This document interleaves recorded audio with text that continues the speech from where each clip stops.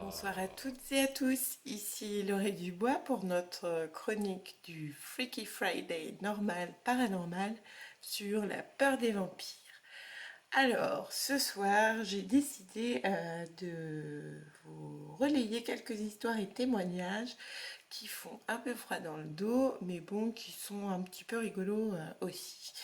Donc le premier témoignage que j'ai pu trouver sur internet, et vous le trouverez assez facilement, concerne le vampire de Savannah en Géorgie.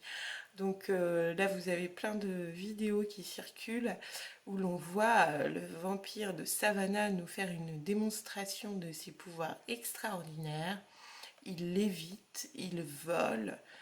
Attention, c'est un sérieux vampire. Je vous mets à googliser vampire de Savannah, Georgia, du coup, USA, vu que c'est aux États-Unis, et vous allez trouver.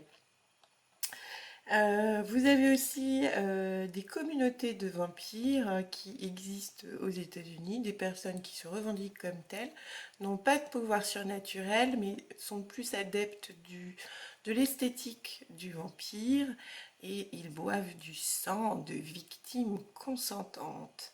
Alors, vous, consentiriez-vous à être victime d'un vampire et à livrer ainsi une partie de produits de votre corps pour un apéritif très particulier? J'attends vos réponses en commentaire. Autre chose que je voulais dire à ce sujet, quand même, on en rigole, mais il faut faire assez attention aux dérives sectaires qui peuvent exister, puisqu'on peut très bien être amateur de la culture dark, gothique, etc., et être très équilibré dans sa vie, savoir caler les choses.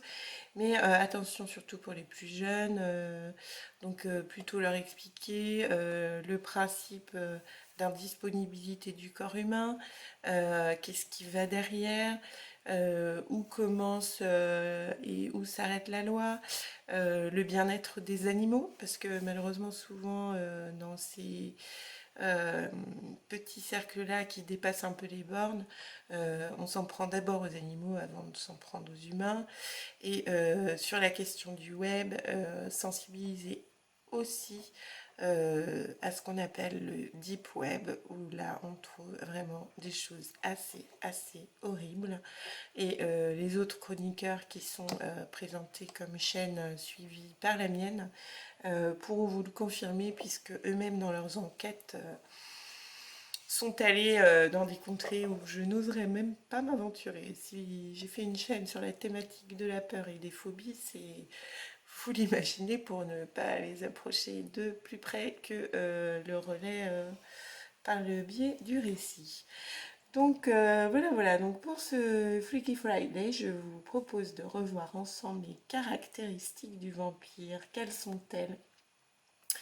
Le vampire ne vieillit pas. Il ne supporte pas la lumière naturelle. Il a la peau blanche et les veines translucides. Ce teint d'albâtre est souvent accompagné d'yeux extrêmement clairs, puisqu'il a le don de nyctalopie et que, du coup, les yeux qu'il a quand il vous fixe sont très particuliers. Il craint les crucifix et les signes religieux, particulièrement l'eau bénite. Il craint l'argent. Il ne supporterait pas l'ail.